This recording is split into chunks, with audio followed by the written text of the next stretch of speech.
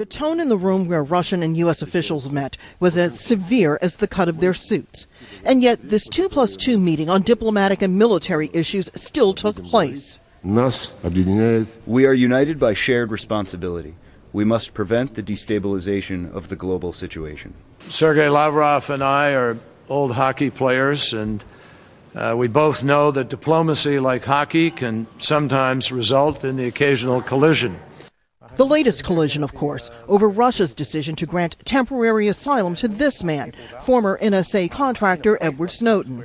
Washington had spent weeks begging Moscow to turn him over and postponed a presidential meeting when they didn't.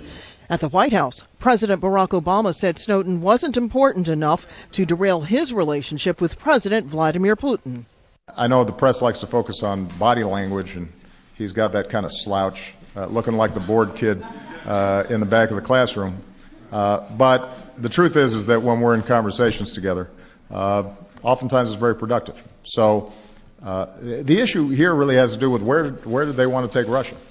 U.S. officials insist they want to make progress on key issues where both countries have a stake. Iran and North Korea, which are trying to develop nuclear programs, the civil war in Syria, Mideast peace, and missile defense. One area where defense officials found agreement was on the need to hold joint military exercises, but not so much concrete agreement on the diplomatic side. For example, the U.S. has long called on Moscow to stop shipping weapons to Damascus. But now that Washington has decided to give Syrian rebels weapons as well, that argument isn't working. And Moscow is worried about the increased U.S. military presence in the Asia-Pacific. Even so, there is this reassurance from Sergei Lavrov.